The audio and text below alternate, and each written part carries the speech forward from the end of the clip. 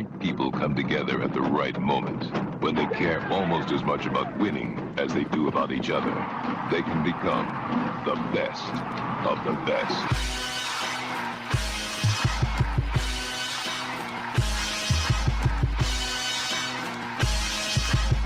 Welcome to the best soccer show, the best soccer show in the whole world. Here we go. It's the best soccer show. Jason Davis. Right now, just Jason Davis. I don't think I've ever said my name that many times in a row in my life. That's a first. Yes, that's me, Jason Davis, and I'm here by myself, but that's okay because I know we've got you watching right now, ready to jump in, obviously in the chat.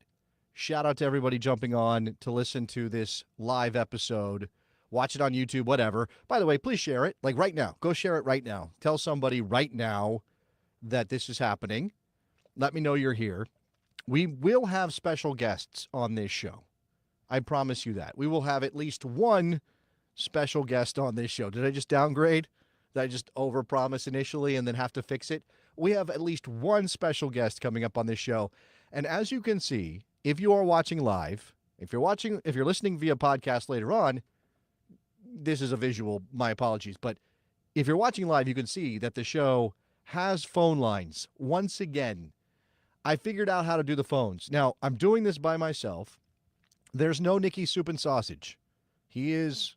I don't know what he's doing. Like, I think I'm starting to like Cincinnati. What is Nicky Soup and Sausage doing right now? I need your guesses in the chat.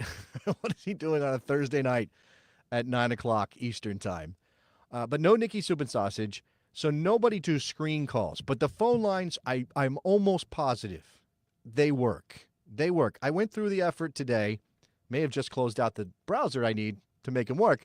But I went through the effort today of making sure that the phone lines work. We'll get that going again, and you can be part of the show via the phone lines. Of course, we also have the chat for you to jump in here, an opportunity to tell me what you're thinking about tonight ahead of MLS Cup Final, which is, what, less than 43 hours away, something like that. Do I have my math right? 43 hours away, give or take, with a 4 p.m. Eastern time, roughly, kickoff in Los Angeles. This is definitely giving me throwback vibes. I mean, obviously the Galaxy being back in an MLS Cup Final for the first time in a decade is going to do that.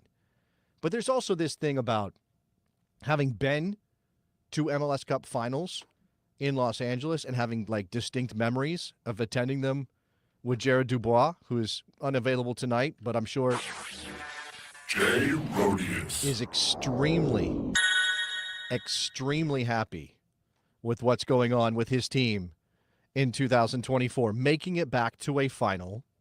It's been that long. It's been a decade. We were much younger people back then. I think I'm better looking now than I was when I went to that 2014 MLS Cup Final in Los Angeles with Jared Dubois.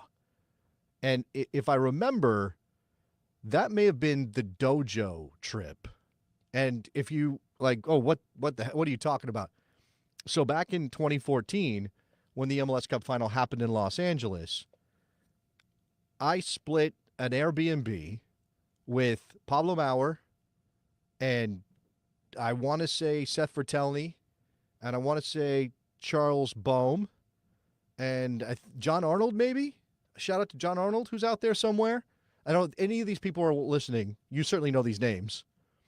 So I last time MLS Cup was in Los Angeles, I attended with those gentlemen. I remember doing a best soccer show, and what was the show that Pablo Maurer did with Thomas Floyd and Seth Vertelny? Thomas Floyd might also have been there. Open Wide for Some Soccer. I just remembered. Who remembers Open Wide for Some Soccer? This is not just an old guy remembering stuff show. I promise you that. We will talk about the game. We will talk about what LA does without Ricky Puig in their midfield. Talk about whether the Red Bulls can win their first ever MLS Cup. I mean, think about that. Think about how long the Red Bulls have been around. As long as an MLS team can possibly have been around, the Red Bulls have been around. They may have been called something else. They may have been called the Metro Stars or the New York, New Jersey whatever, Metros, they may have been called all those things.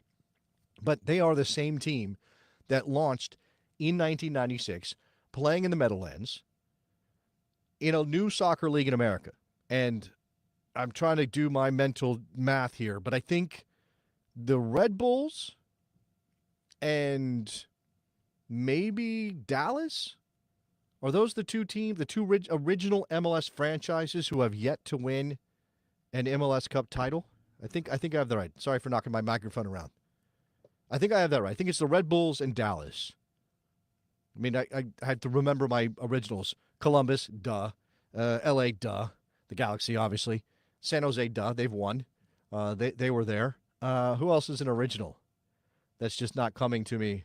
Right? New England? New England's never won one either. I'm sorry, New England fans.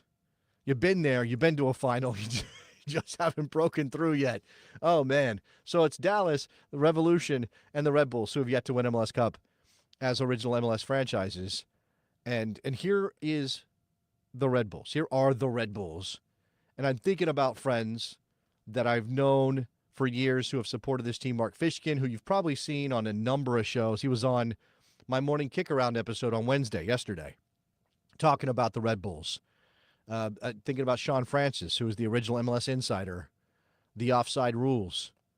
I know some of you remember Sean, and he's an old-school Metro guy. He's got to be extremely excited now as the Red Bulls go after their first MLS Cup title with this game coming up on Saturday. I do think that the Riqui Puig factor makes this a more interesting game. Now, if you're just talking about entertainment level, right? If you're just talking about star power, and obviously the best version of the Galaxy involves Riqui Puig. And Riqui is, I equated him to the best player on the youth team, the best player on a kid's team, the kid who has developed faster than everybody else. And so what do? Like, it doesn't matter. You say, Riqui, go get the ball and dribble around and try to figure out how to get through the defense. And then maybe you pass it to a teammate, maybe you don't, maybe you take a shot. I mean, that diminishes the Galaxy a little bit. I'm not trying to the rest of their players.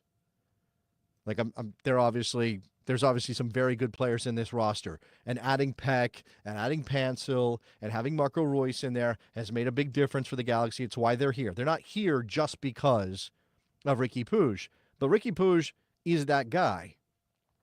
Every time the Galaxy had any possession at all out of the back, Riqui was dropping all the way into that defensive third to pick the ball up from his center backs, from his goalkeeper, and making something happen. Now, he would pass the ball quite often, but he often dribbled.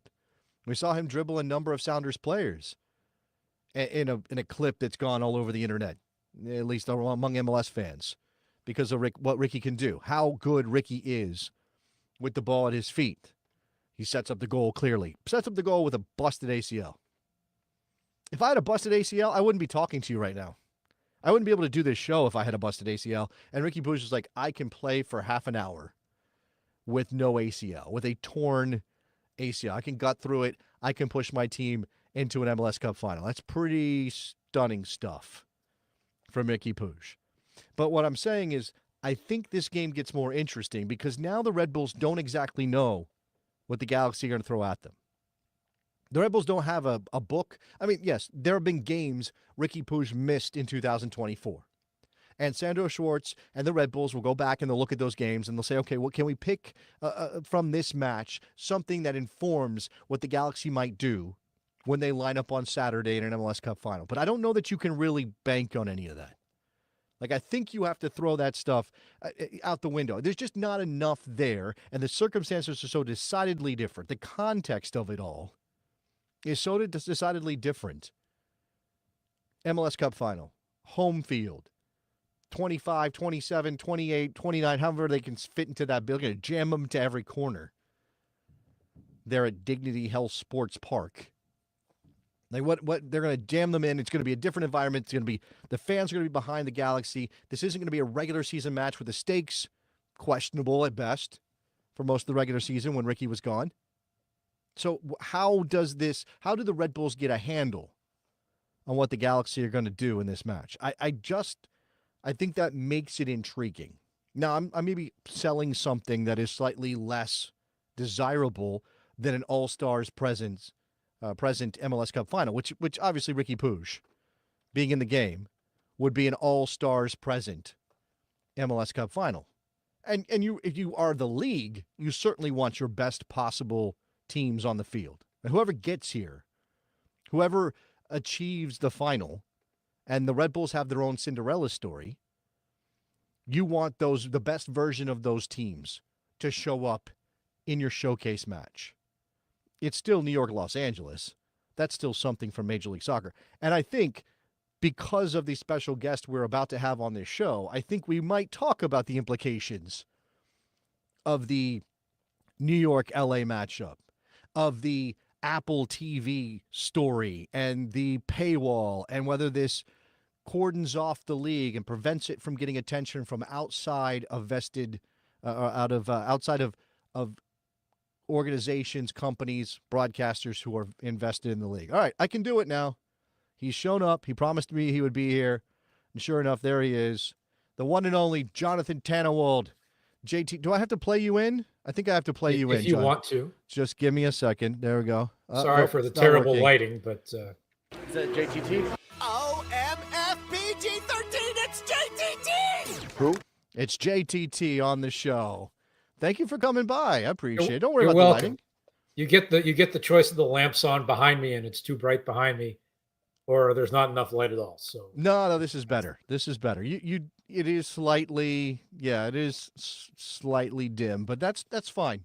That's fine. You're here. We can hear you. That's what matters. yeah, it's the radio, right? It's not live video. It couldn't possibly be live video on YouTube showing my mug all over the place. Well, I'm glad you signed up for this, despite the fact you have imperfect lighting. I mean, you're not that's not usually your gig. All right, you're a reporter and a good one. I was thinking, Jonathan Tannenwald, the best locally focused, nationally relevant soccer reporter I know of, and I appreciate you coming by. I don't think we have to stick to MLS Cup Final, despite my graphics on the channel, on the show. We don't have to stick to that. I do want to talk about the implications of the Apple stuff and New York, LA, and Ricky Puig missing, and Messi not being in this game, obviously, John.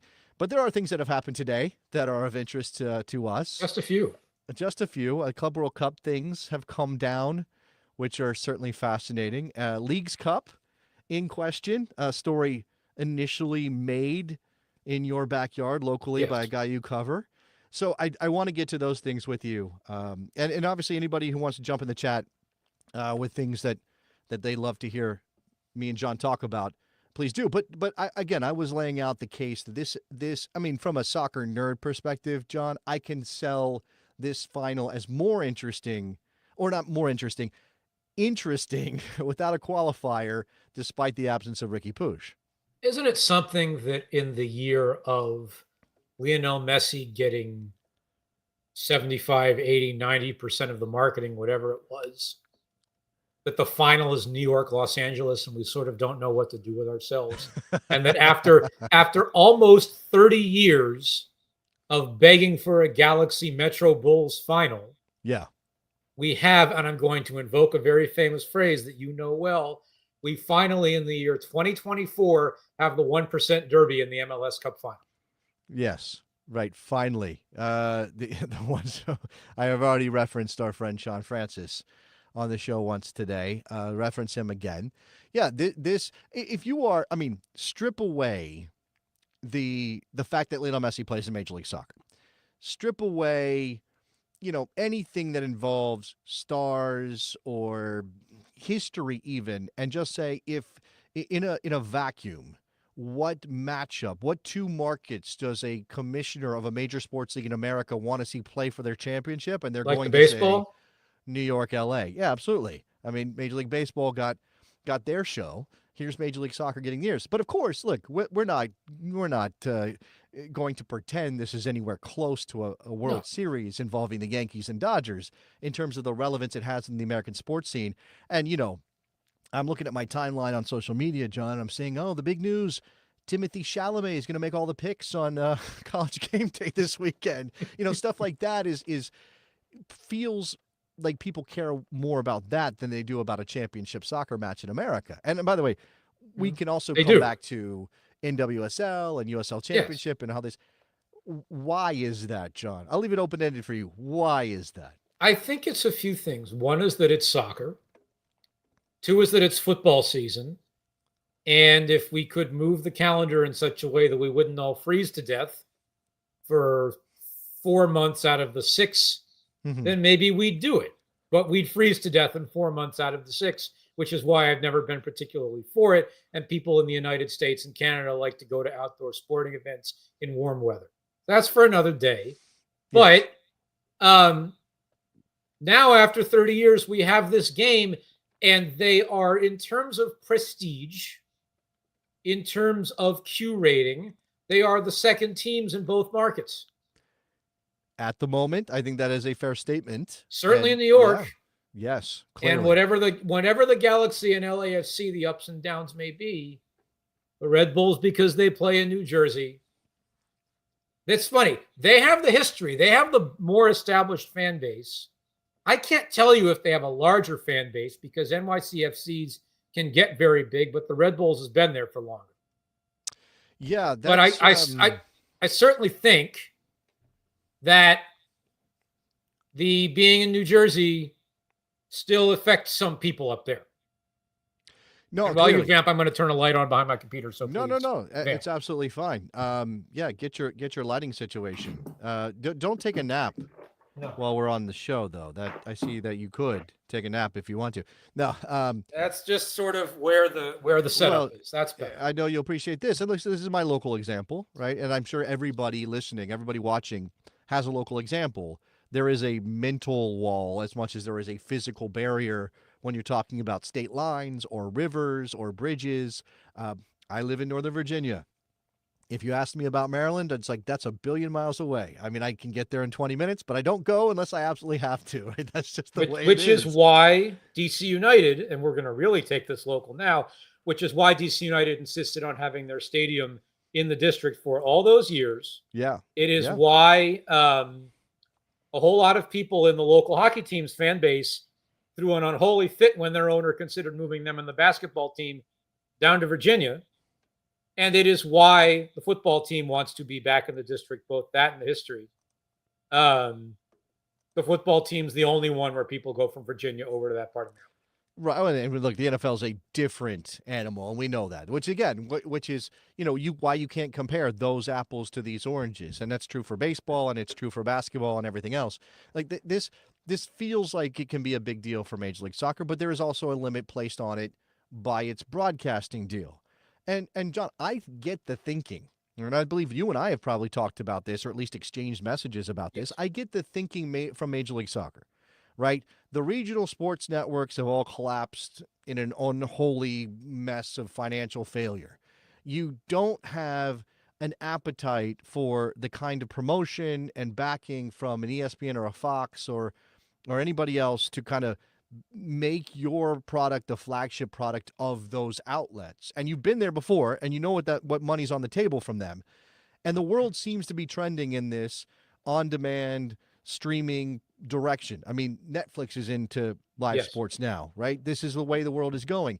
MLS is, in their thinking, they're ahead of the curve, right? They're doing what everybody else is going to be doing or is in the process of doing now. They were the first ones there. They get the backing of the biggest company in the world, at least it was last time I checked, from market capitalization in Apple. There's lots of things that are sort of like, oh, those are smart. Those are good. Those are future thinking things. And yet what I constantly see on social media, what I hear from people is the games don't matter to anybody, and you can't find them unless you go actively looking for them. There's this sort of information gap between Major League Soccer and the sports fan base in America because of where their games are played. And I think what happened is something that we didn't really expect to happen at the time the Apple deal got done. When we thought the regional sports networks are dying, everybody's going to streaming. Except the local teams in the other sport didn't go to streaming. They went to free over the air and streaming. And that's the part that MLS doesn't have right now. And it's gotten me thinking, first of all, it continuously has me thinking, is Apple actually doing enough marketing of this product that is supposed to be its flagship sports product right now? Sure. It has some baseball, but this is supposed to be the most important sports broadcasting product that the largest tech company in the world has. Is it marketing it properly and enough to overcome the fact that the games are not on traditional television? I think the answer is no, it's not. And everybody at MLS sits on their laurels about it because of the amount of money involved. But something's missing in terms of local resonance. And look, again, we have to acknowledge along the way that in Atlanta and Kansas City, Minneapolis, LA, as I've discussed with Jared when he's been on when we've talked about this, and there are a lot of local markets in the country where the games were not easy at all to watch on cable. Right. And there were a handful, including Philadelphia, where the games are on a second-tier over-the-air channel free of charge, made very easy to access. And now they're harder to access. There are other parts of the country where they're now easier to access. But the promotion is not there, and the people who can multiply the promotion, which is another term for the mainstream media, don't see it if it's not where they're looking. Right. And this is something when I did the jump that a lot of people have done recently and joined up on Blue Sky. I had my name, I hadn't used it, but everybody was moving over. Hey, I'll try Blue Sky. I killed off Twitter a long time ago. One of the first things that happened when I got there was this conversation about the relevance of Major League Soccer, about its reach, about the paywall and all these things. And in what strikes me most, the comment that I made, the observation that I think I wanted to get across is that there is no cultural pressure on outlets who are not rights holders to do anything with Major League Soccer, to cover Major League Soccer like it matters to the local populace. Now, maybe that's not true in a Portland. Maybe that's not true in a couple of other pockets in this country. Austin is pretty new, and they're excited. But go ahead. And yet Portland and Seattle, well, Seattle does, but the Seattle Times beat writer does more than one thing. The Oregonian, to my knowledge, right now does not have a Timbers beat writer. Okay, well, there you go, right? And again, we know those jobs will be the first to go in a sports department, at a sports desk, when there's any reason to cut budget. But it's beyond even that. It's sort of the national conversation, right? Because the NFL benefits not just from the local Commanders writer or the local Giants writer or the local Chiefs writer. They benefit from a national conversation that is rolling constantly about every one of their teams. Every one of the team's prospects, the running game, the line, the quarterbacks, it's all, and some of that's driven by gambling and some of it's driven by fantasy, but it's still driven in a way that causes these outlets, and yes, lots of them are rights holders, to constantly be talking about the sport. And Major League Soccer doesn't have that. Now, I guess you could treat this a couple different ways if you're MLS. You could say, woe is us, and what do we do, and keep chasing it, maybe the way they used to. Or you can say, you know what, screw it. Our fan base is our fan base. We're going to go off into our corner with the group we've already had, and we'll make up the difference internationally. Or we'll find a way to think about our problem in a different way, because our cultural relevance is either slow in coming or it's going to take decades to get there if it ever does come. You're compelling me to get out a piece of paper and write some things down and not forget. Okay. International matters, sure. Then don't play all your games at midnight London time, 1 a.m. in Central Europe. Okay. That's a good point. That's a good point. Right. I've made that point many times. Right? Like you're going in that direction, but you're not committing to it because what you're still saying is our in-stadium revenue matters more. Right. So center that. Yes. Part one. Part two. You're in a competition that somebody else has the broadcast rights to. And it's the only national platform that's a non-rights holder that talks about you on a regular basis, on a daily basis. You walk from that competition, and now they don't have your games anymore, and the tournament just about ceases to exist after 120 years. Right. Yes. Yeah. And that's CBS in the Open Cup. Sure. That's a good point. It's a good point. And yes, that thing about we need to sort of consolidate our control of anything that even smells like potential revenue in soccer in this country is another reason why a lot of people are turned off by MLS. And it didn't even have to take the Open Cup changes and their they're whining over things to push them in that direction. And now all of a sudden the Open Cup's on Apple, and hey, it's a great thing again. That was a little too coincidental for some people's tastes, mine included. Yeah, there's a lot of elements to this. Okay, so let me bring us back. I want to make sure we stay focused, right? LA Galaxy, New York Red Bulls. Which of these teams, if we're going to talk about it this way, John, which team would be a better winner for Major League Soccer, do you think? The Red Bulls, easily. By a lot. By enough. It's a New York team. It's the longer established New York team, and they've never won a cup. As every other fan base on the East Coast is happy to remind them all the time. We just talked about, though, that this is the second team in New York, and because it's a Jersey-based team, what kind of impact would that actually have, though, in the marketplace? But they are the longer established team. And if you asked people what is the soccer team in New York, some people will say New York City FC. More people might have heard of the Red Bulls / Metro Stars because they've been around for longer. Okay. All right. They are well, I knew of the Red Bulls when I used to pay attention to MLS back. Right. That's that very sad hypothetical conversation as soccer fans we have to go through, or even you might have even heard it in real life, obviously, where somebody's like, "Oh, we got a soccer team? Which one? The Red somethings? Oh, Red Bulls. Yeah, I remember them." And they go, "Oh, there's also one that plays in the Bronx, and they're going to build a stadium in Queens. Oh, there's a second team? You're right. Yeah. They needed a second one?" and it's solely because they've been around for longer that more people have heard of them. The youth soccer establishment knows them a little better just simply by longevity. Some of it counts.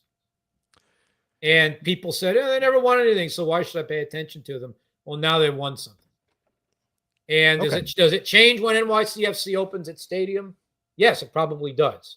But the sorts of people who are longer established in New York soccer media have been around. I will call them the Metro Bulls for short.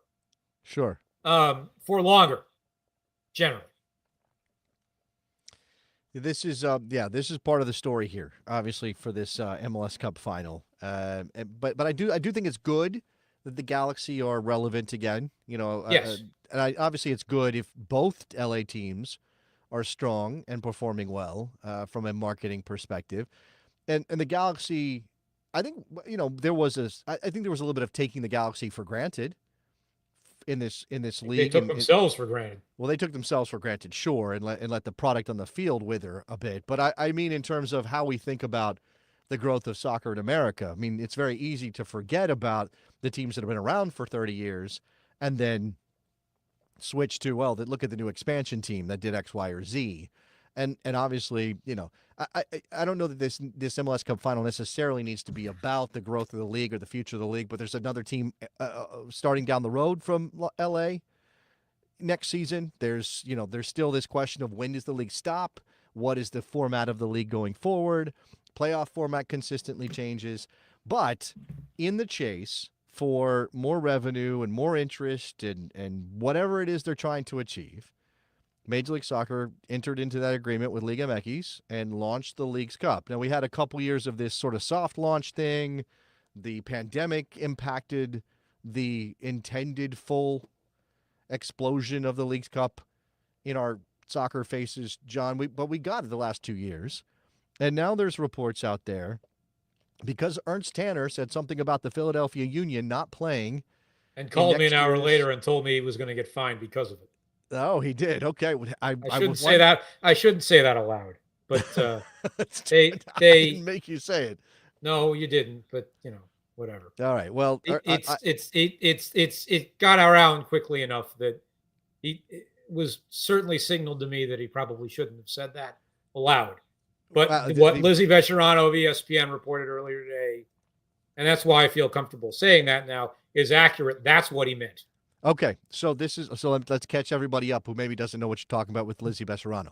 So Ernst Tanner on a Zoom call with reporters talks about roster construction and says we don't have as many competitions. We're not in the League Cup next year. And people went, "Oh, what? The League Cup is supposed to be everybody versus everybody." Then Chris Albright of FC Cincinnati, who had been Has in reasons to Philadelphia. react to things in Philadelphia. Sure, knows a little bit about the people back in Philly. Knows has his connections there. Obviously, he was asked. It was presented to him. Hey, Ernst Tanner said this thing, and Chris Albright said, "Oh, Ernst spilled the beans." Well, I'm not taking that bait, which to me confirmed that Ernst Tanner had said something correct, because Chris Albright didn't expound on it, but he said he spilled the beans. If there were no beans to be spilled, Chris Albright wouldn't talk about spilled beans.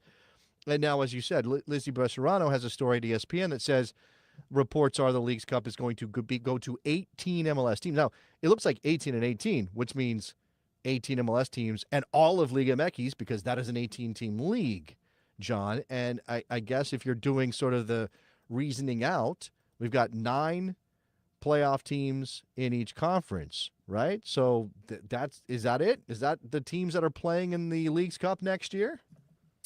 I don't know that exactly. Okay. I don't know that exactly, but I find it interesting that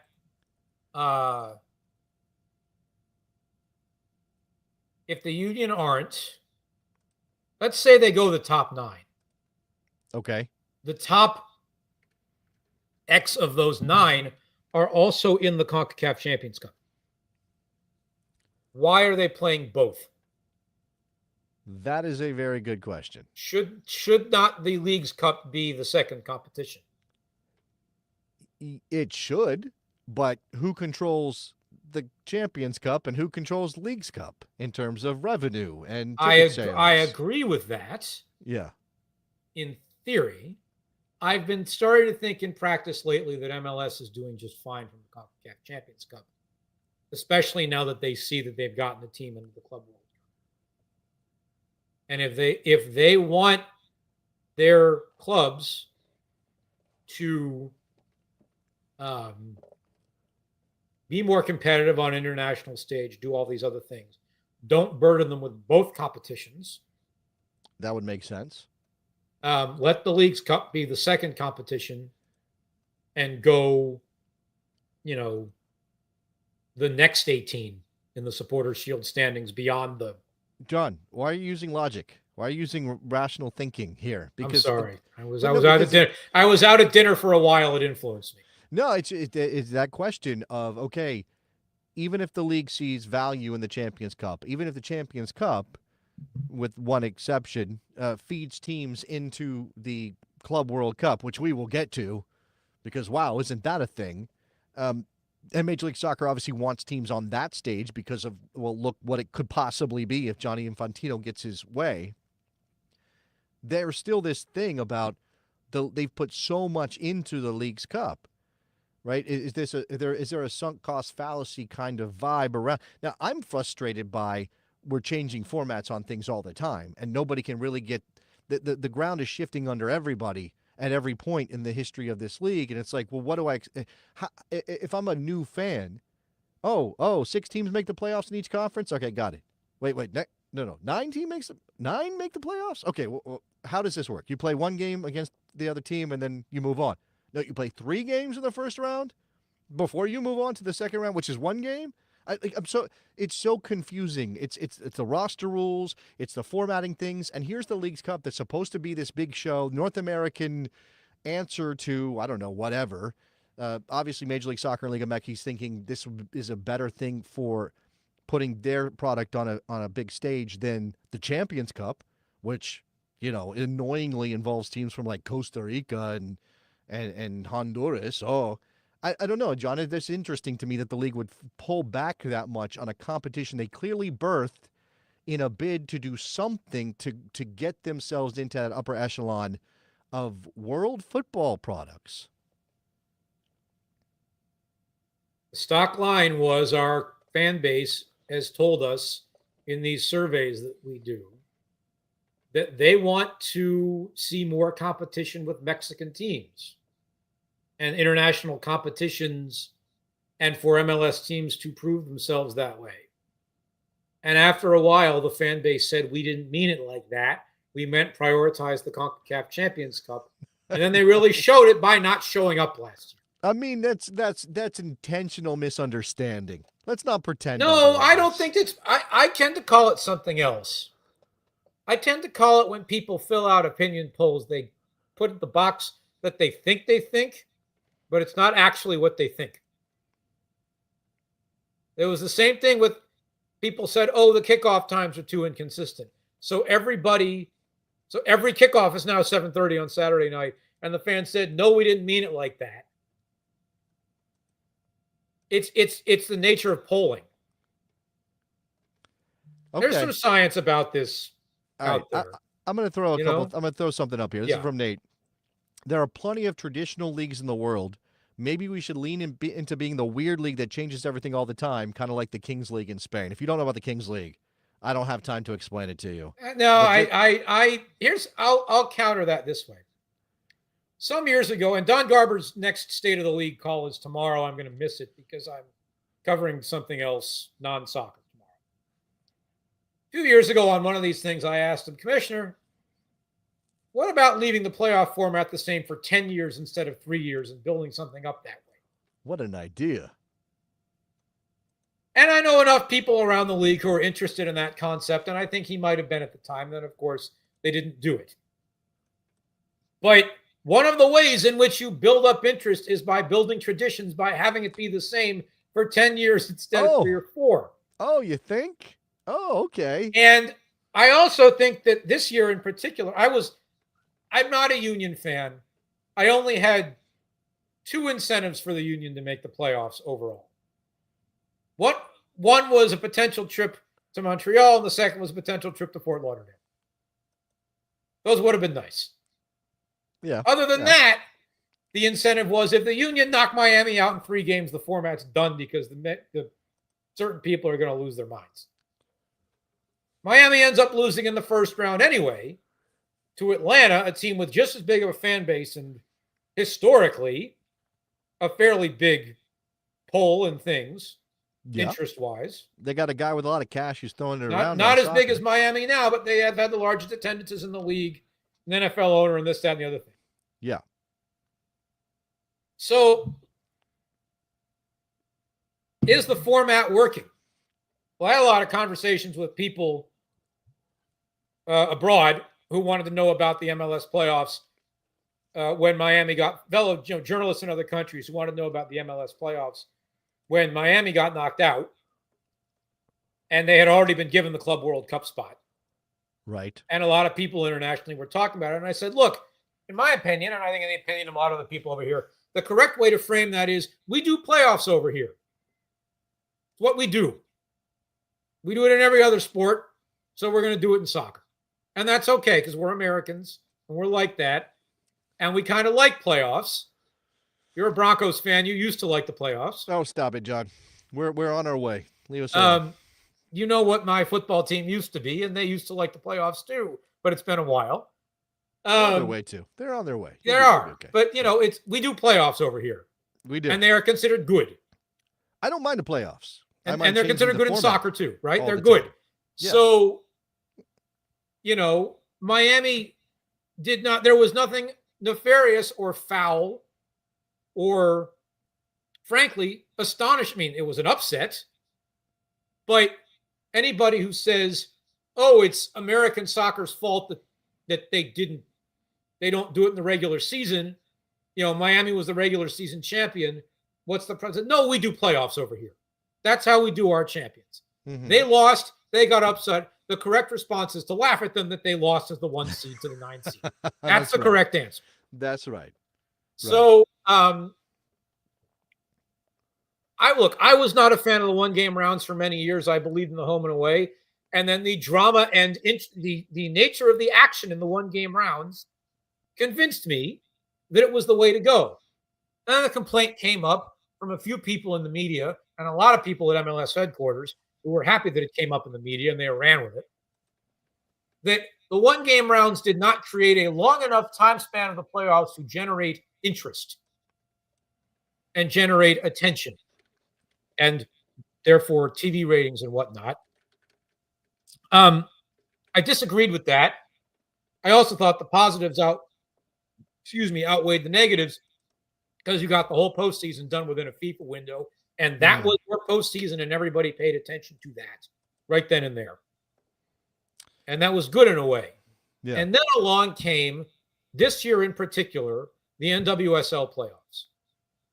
And I happen to think that this year's NWSL playoffs demolished the idea that you can't build narratives out of one-game rounds in a three-round postseason of one game each.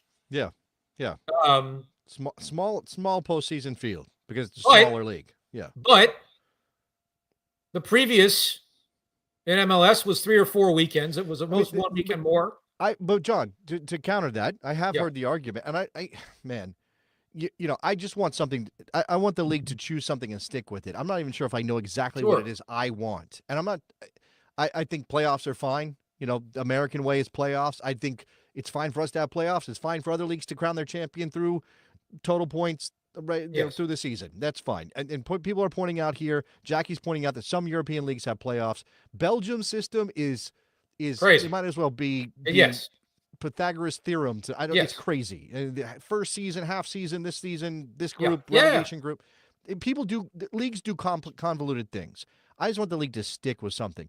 But there is this thought that came up that if you burn through one-off playoff games, it's over before anybody really has a sin. You said building narratives. I'm going to counter. It's over. Okay. I'm going to counter. If you have a media ecosystem that knows how to properly build up narratives over the course of a week, it can happen.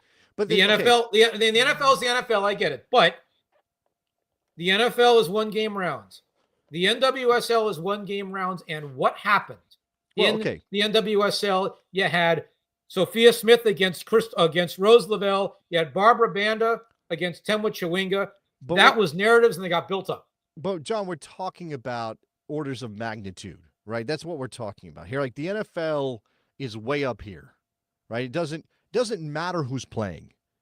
The country is paying attention to who won the wild card round, who's going to the divisional playoffs. We're talking about this on ESPN all the time. It's on Fox all the time. It's on every sports talk radio station in the country. It doesn't matter if their team is out or not. They're talking about the playoffs, right? That's an order of magnitude bigger than anything that happens in soccer. In WSL, I mean, I don't know how to measure this, and this is not. Hopefully, I'm not being dismissive or diminishing the league. But the NWSL's narratives and interest that comes from, and we can talk about their outlet and how they get pushed on their outlet that they're on. But those and they have a lot of free-to-air TV, which is that outlet. But they're in a smaller ecosystem, relatively speaking, by the nature of sexism and history of women's sports. They're in a smaller ecosystem, right? Let's just put that out there. And so when you have storylines about Sophia Smith or Trinity Rodman and the Orlando team that won the regular season and Marta and all this stuff, you're talking, it feels bigger within the bubble that you and I live in than it is outside that bubble, correct? Is that fair? Yes, with the exception that the Sophia Smith and Trinity Rodman are national team Olympic and World Cup stars, which MLS doesn't have. But that's fair. MLS, that ecosystem that you talk about, and that's correct, that it builds it up within the women's sports world. Yes. Has MLS done it? This is the sort of the closing argument of the idea. Has MLS done enough to cultivate within its ecosystem? You should pay attention because. Yeah. And the answer is no. Beyond Messi. Okay. Well, look, we have. I have something else I want to get to, and I don't want to run out of time with you. But I will say, to kind of put my bow on this conversation, and this is going to be very nerdy and inside soccer media for people who maybe are not inside soccer media, but trust me on this. Major League Soccer, a long, long time ago, even before the Apple TV deal, decided everybody else isn't doing enough. We are going to do it, right? And they aren't. But they took all this editorial stuff in-house. They started creating all their media. Now, look, this was the trend. NFL did it. Major League Baseball did it. NBA did it. Everybody does it. That's the way of the world now. But what MLS didn't have was an established outside independent media covering them at a high level on a regular basis, continuing that conversation outside of their particular bubble to carry them through when in 2023 they decide, hey, we're going to put all our stuff behind one single paywall and one streaming service that is not known for sports, that now requires people to go looking and hunting, and all of those things. We could do this you and I could do this for hours, and I do want to move us on. And I'll put my bow on it in this way. Lionel Messi is the most known player in MLS. Luis Suarez is probably after that. Sure. Who's next and why? Oh, that's a good question. Wow. Is it Kevin Sullivan? And if it is, how much of an indictment is that of all the other hundreds of players in the league who are worth paying attention to and they aren't paid attention to? Well, I would love to hear what people have to think. Who is the third most well-known player? And John is talking globally. John is not talking just here in the United States. You're talking globally, right? Oh, I am talking here in the United States. Okay. I don't think globally, it's Kevin Sullivan. Globally, the Poojas and others are known. No, Puig is not. I will. He should be, but he's not. Which is also interesting because, again, maybe it's the Galaxy being somewhat irrelevant as a championship caliber team. Maybe it's, I don't know. It's Giroud, but still, so what? No, I don't know. It's interesting. Domestically, who's number 3? Maybe it is Giroud. I mean, and all of those players are carrying their notoriety, their fame from somewhere else into the league rather than building it within the league. Right. And the league struggles to find a way to lift its stars that are born in this league into appreciated star caliber players, because everybody goes, oh, well, they didn't come from Barcelona. They didn't come from somewhere else. They've only done it here, and Major League Soccer ranks down the list. And that is insecurity for me.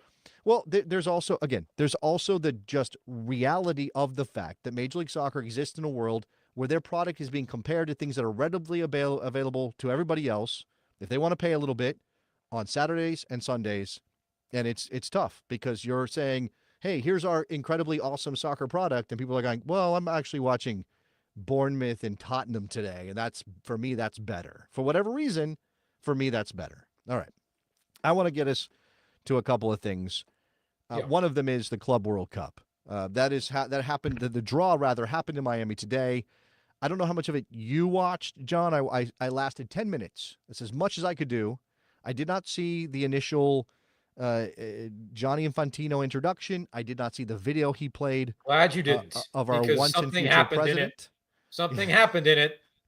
You just mentioned it. Yeah, I mentioned it. I know what happened. What I did see was Gloria Estefan pulling balls out of a bowl. I saw Alessandro Del Piero trying to explain the rules around who can be in what groups, and I saw Andres Cantor trying to direct Arsene Wenger and others to do something with the actual positions in said groups. What do you make of this? Right? I had it here. So I had it muted because I was on a call. It's probably a good move. They pulled the teams out in one studio, and then they put them in the places in another studio. Is what happened. so funny, and the vibes were very different between the studios. I couldn't understand. Yes, because one had Andres Cantor in it, who is a television presenter with a journalism background, and the other didn't. I know it was in the other studio. But I even mean like the backdrop and stuff. I know, but like it's and the funny thing is, and I talk again with a lot of other international journalists about what is actually going on here. And I've said to them, as skeptical as I am of FIFA, as cynical as I am, as everything else, I have a very legitimate reason to care about this tournament, which is that it is the dress rehearsal for Philadelphia before 2026. And soccer teams are going to come here, and soccer fans are going to come here who don't normally. I have a legitimate journalistic reason to care. Okay. And yet I know how much of a farce it is. Yeah. But I have an actual reason to care. And people in this town have an actual reason to care. But nobody knows what's going on. Right. Well, we do have groups now. We don't know where. So this is what I need from you, soccer reporter Jonathan Tannenwald, because this is the information I'm lacking. What I've seen is, okay, let me try to update people who maybe don't know this stuff, which I do know. So Johnny has been pushing this for a while. We knew it was booked for the United States next summer. the draw was coming up, and yet FIFA did not have a broadcast partner for the Club World Cup. Because And- they wanted to sell it separately from the existing FIFA contracts, and Right. everybody said no. No, because what the hell is this thing? We don't know what it is. We don't know. The big teams aren't in it. What? Well, there are big teams, but Yes, not. but the biggest ones, the four of the biggest ones, Arsenal, Liverpool, Manchester United, and Barcelona are not in it. That's fair. Okay, fine. Milan, too. Some big teams are not in it, right? And that may be an issue for the rights, for the potential rights holders, the broadcasters. But what came to, again, selling this as an individual single property that FIFA wanted to make $1 billion on, right? Something like that, $1 billion, and nobody was stepping up. And so my understanding, and I think Tariq Panja was on this because I saw his posts about it. What happened is Johnny Infantino, who has already greased the skids and made everything nice and smooth for Saudi Arabia to be confirmed as the 2034 World Cup host, basically like clearing the path, like a bulldozer through all the rules and regulations. They dropped a report on Saudi readiness or the report on Great summary. Right. They dropped it in the middle of the night. They did all these shady things on Black Friday. On Black Friday, when nobody was looking.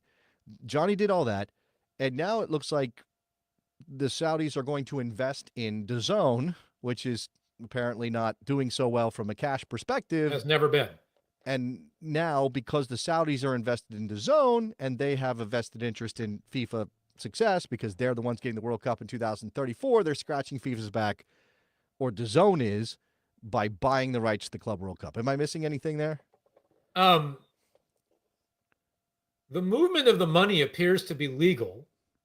Sure. But when you give the money to somebody to give it to somebody else, there used to be a name for that. Oh, is there a name for this? Does it involve washing the money or something like that? I mean, they're doing this all right in the open. John, this is the thing. They're doing it all right in the open, and nobody's going to stop them. Nobody's going to stop Johnny. Of course not. Certainly, and not, as we saw again today, the United States government is not going to be the enforcer in the next 4 years. Yeah, which it was last time. It's not going to happen this time. Not when you have the once and future president with his. Or was he the once and future president? Is that his title? Not the president of the United States, as he was referred to today. No, he's inadvertently. I was quickly told afterward. He is not the president of the United. I'm pretty sure. I'll have to check my calendar, but I'm pretty sure he's. So not. I heard that. I think you might have too. I mean, this is first of all, comment here. This is stunning. If you lived through the Blatter era, which most of us did, if you covered the Blazer, Blatter, who's my guy in Trinidad? Whose name I miss? Jack Warner. Jack Warner. If you missed those years, I mean, if you lived through those years, there was a sense it could not possibly get any worse. Right. Or the corruption, the graft, the money kind of flowing from one questionable entity to another could not possibly get any worse. And that here we are. Johnny has outdone Sepp Blatter by 1,000 because the money is on a different scale and he can do it in the open. And nobody's going to question him at this point. Right. Correct. There was a guy back in the day, and I kept. This is a great piece of lore. The day that the U.S. Department of Justice's big report and announcement on FIFAgate in 2015 came out was the day of the U.S. women's national team's World Cup Media Day in Manhattan. Same day, about 2 hours apart. The announcement was in Brooklyn. A friend of mine who was covering women's soccer at the time, Howard Magdal, you probably heard his name before. Yes, I know Howard. Yes. He was down at the announcement because he was living up that way before going up to Manhattan. I didn't know the announcement was happening in person in Brooklyn. It was 9 a.m. I couldn't get there. I asked him to bring me one of the binders. He did. I kept it for a decade when I had a desk in the office when the Inquirer had a newsroom. Yeah. I kept it for a long time. And there was a guy back in the day, American guy, ran a soccer league named Aaron Davidson. Oh, yeah. I heard that guy. A pile of beans. Yeah. Peas. Yeah. ants Mm-hmm. compared to this. Compared to this. Yeah. This is this is like that was all robbing banks, local banks, the bank on the corner on Main Street kind of level stuff Jack Warner and Chuck were involved in. And I think Seb Blatter was just a useful idiot for the most part. But this is this Yeah. isn't This is out in the open, as you said. But again, it's stunning. I have a legitimate reason to pay attention to this and cover it as a soccer tournament, not just as a buffoonery spectacle, because I live in a city that needs the dress rehearsal for 2026 and actually benefits from this happening. Yeah. So, I don't know whether there is money. There will be soccer teams playing soccer. It will, to Placauta's point, it will be a real tournament. There will be soccer teams playing soccer. I mean, if it happens, which at this point if it now happens, feels right? And like it. I absolutely agree. It's absurd to load it onto the players after everything that's happened over the last few years, and with likely another Northern Hemisphere winter World Cup now on the radar Yes. to plan for. Right. But I happen to live in a city that actually needs the dress rehearsal because it doesn't host as many major international soccer tournaments, a la the Gold Cup and so on. Sure. It did not get the Copa America. The Gold Cup's out west. Well, The national teams have not been here in a few years. And we have a really nice 68,500 seat stadium with fancy lighting, a natural grass surface, and a subway stop a quarter mile away that is ideal for international soccer and doesn't get a lot of it. So it will benefit in this town. Yeah. Well, I guess the question is this something that will be something? Very much like we talked with the Leagues Cup and potential changes coming to that. And that leading me to a place of, can the Leagues Cup become a perennial thing on the North American soccer calendar, or are they going to punt on this after a couple years because, well, it got too hard, or the calendar is going to change and we can't fit it in, or FIFA's got this other thing they're doing that's going to get in the way of our thing? You can't. We talked about this with MLS, right? Changing the playoff format. You can't build tradition and build that repetitive fan connection to your sport, which, by the way, I think every sport right now is messing with in ways that might not be great for their long-term future. I mean, college football, the NBA with the cup, Major League Baseball with their playoff format. Like, everybody's messing with stuff that was pretty much, this is what we do. These are our rhythms, and now they are changing. And I don't know. That's going to be fascinating to see if Major League Soccer goes down that road. It's funny because I don't actually mind the NBA Cup, because the first half of the NBA regular season until Christmas is useless. There are too many games. Okay. But to your point, if they flip the calendar, gigantic if, and if the Leagues Cup becomes 4 or 5 cities in the South for a month in the winter to pass the time, I just hope that at some point, somebody, somewhere, preferably a public figure at Major League Soccer who is known to the people, puts their hand up and says, we admit people didn't care about it. because one of the things that we heard when the Apple deal got done, and knowing the people you and I know at MLS in the C-suite who like to say, we're innovative, we're flexible, we're adaptive. Okay, then be adaptive when something actually goes wrong and admit you got it wrong. Sure. Yeah, that'd be nice. That'd be nice. I will say things like, focus on the competition you already have. Focus on the league that you already have. Maybe even focus on some of the teams in your league that have been suffering for a long time and are not pulling their weight. I don't know exactly how you do that without messing with competition. And I'm not talking Nelson Rodriguez. I'm not talking about that. But I just, be better with what you've already got. I'm going to bang an old drum. Next thing. Yes. I keep interrupting you, which is bad radio, I realize. But I'm going to bang an old drum and go back for a minute to the one-game playoff format. Okay. For the first 25 years or whatever it was until that format came in, everybody wanted, very high up the list of things people wanted, was make the regular season matter more. Yes. The one-game round format made the regular season matter more than almost anything else that MLS has done in its history. Higher because you seed, had to earn the home games. host your game. Yeah, And absolutely. it not only did so theoretically, it actually did so. You could prove it with the results. And it made people pay more attention to the regular season. Because and if that had stuck around, and I remember asking Garber about it once, and he admitted it. He knew. They all knew. We all knew what the reasons were for going to the 3-game only first round. Remember? Mm-hmm. Yeah. We all knew what the reasons were.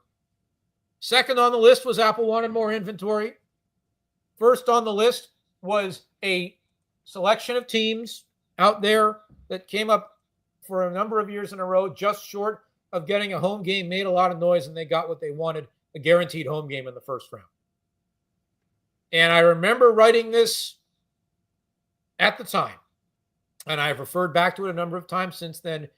I'm going to name drop somebody else. Again, Pat Brennan of the Cincinnati Enquirer, who I think you also know. Yes. At the time the announcement got made, Jim Curtin said, I like earning our home games.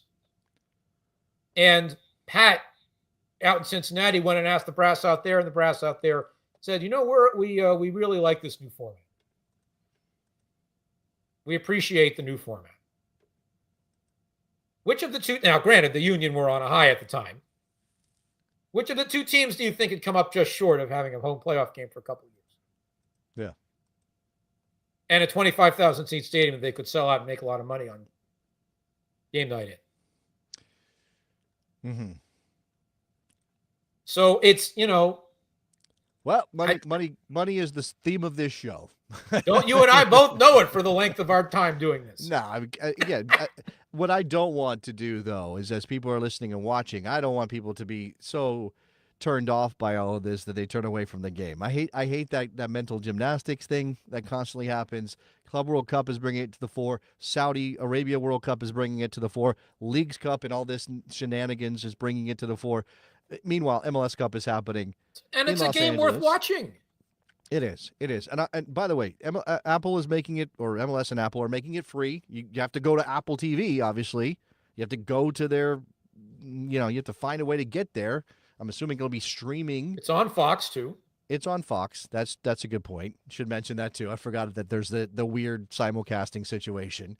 But yes, you can watch it on Fox at 4 on Saturday. They have a significant college football game on Friday night and a significant college basketball game on Saturday afternoon before. Maybe and I would hope that there is some actual promotion of the thing. Let's see if they make an effort to do that. John, we haven't talked much about the game, right? It's the sort of plucky Red Bulls with their pressing system, and Emil Forsberg, who left his family but is leading New York to a championship potentially, and LA Galaxy without Ricky Puig. Who you got? Give me a prediction as I close this out. The Galaxy are the much better team, and they're at home. Even without Ricky, even without the hair and the I think so. I mean, I don't think the Red Bulls can win this game 1-0. I see. Okay, and I think that would be how they'd have to win it. I'll tell you what. Marco Royce is the key figure for the Galaxy. Yeah, if he has a good game, they win the game. I think that's it. If Diego Fagundes and Mark Delgado and Edwin Cirillo play well in however much time Royce is not on the field, then the Galaxy are definitely going to win. I don't think Royce is going 90. No, probably not. But whatever amount of time, a lead when he comes off, they'll be okay. Whatever amount, or when he comes on. I don't know if he might. If they can get to halftime scoreless, he comes in.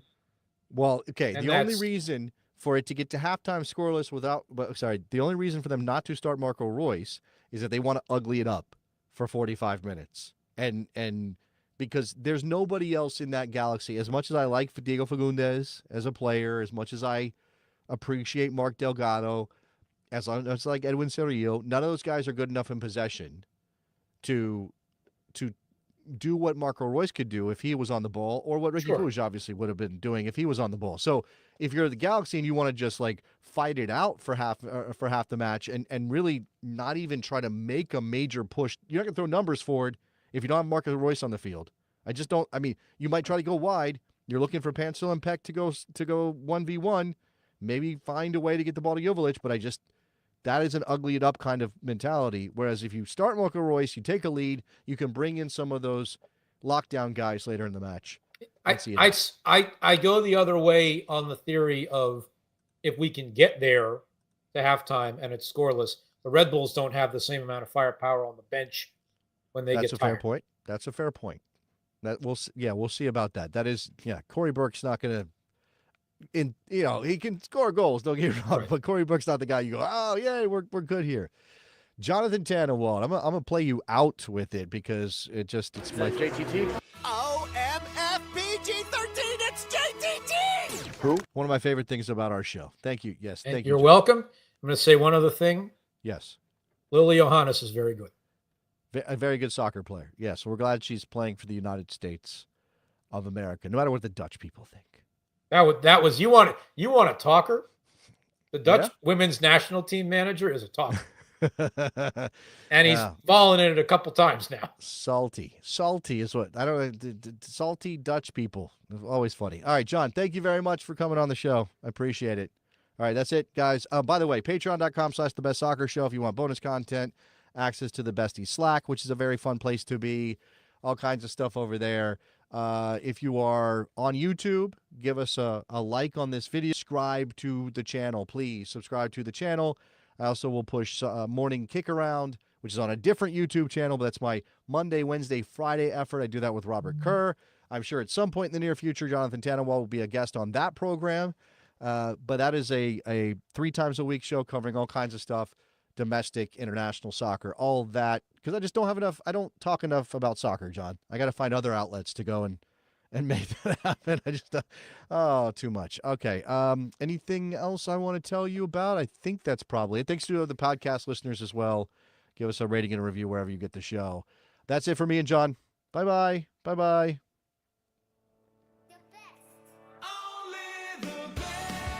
Michael freaking Orozco Fiscal. Can I get a manager? Can I please get a manager? Who asked those questions? You feel respect for the Gator. We are at DEFCON 1. Duh and or hello. What are we doing? The horror show. WNBC. WNBC. Oh, it's incredible. Oh, baby. Calm down, Greg. It's soccer. It's soccer.